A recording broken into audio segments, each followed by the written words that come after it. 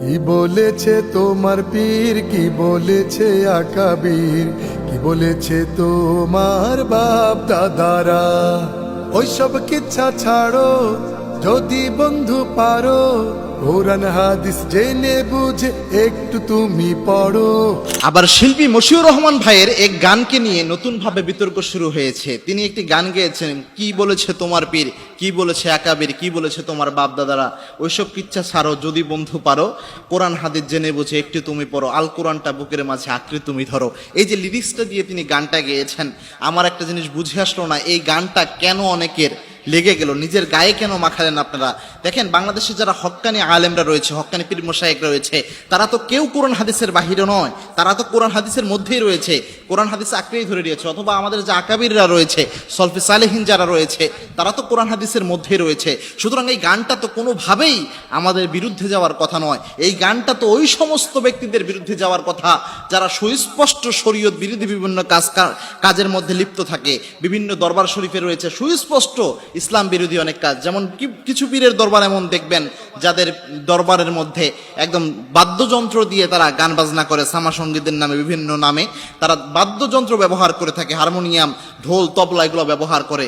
যখন তাদের কোরআন হাদিস দিয়ে আপনি যতই বুঝান না কেন, তারা বলে যে আমাদের পীর সাহেব এটা করেছে, তিনি কি কম বুঝতেন নাকি? এই যে চিন্তা চেতনা তাদের, এই গানটা তো তাদের বিরুদ্ধে যাওয়ার কথা। যারা ভণ্ড, যারা মাজার পূজারী, যারা ইসলাম বিদ্বেষী বিদআতি, যারা, তাদের বিরুদ্ধে এই গানটা যাওয়ার কথা।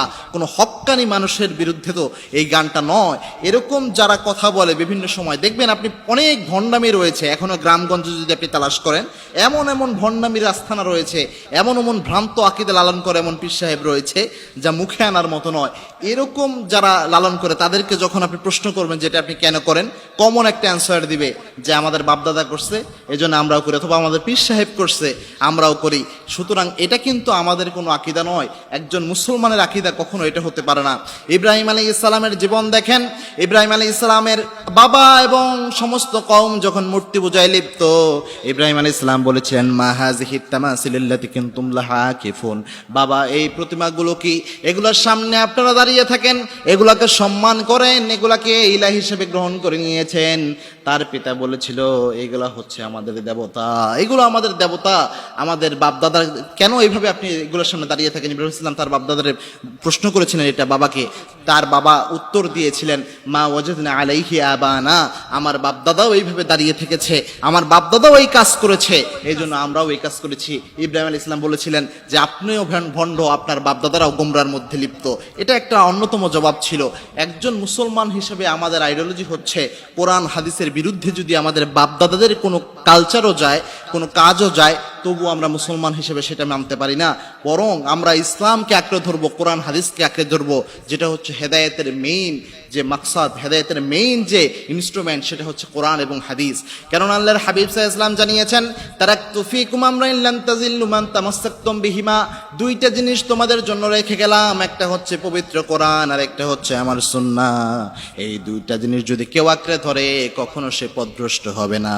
আবার বিশ্বনবী জানিয়েছেন, আলাইকুম বিসুন্নতি ওয়া সুন্নাতিল খুলাফার রাশিদিন আল মাহদিয়িন, আমার সুন্নত রেখে গেলাম, আমার 4 খলিফা হেদায়েতপ্রাপ্ত খলিফার সুন্নত এবং সাহাবীদের সুন্নাত তোমাদের মধ্যে রেখে গেলাম। এগুলোকে যদি আঁকড়ে ধরো, দাঁতের শেষ মারিটা দিয়ে পর্যন্ত আঁকড়ে ধরো, তাহলে তোমরা পথভ্রষ্ট হবে না। সুতরাং রাসূল সাল্লাল্লাহু আলাইহি ওয়াসাল্লাম এবং পবিত্র কোরআন, পাশাপাশি সাহাবা একরামের জীবনী, এগুলো আমাদের জন্য অনুসরণীয়, অনুকরণীয়, এগুলোর সাথে আমাদের কোনো দ্বিমত নাই।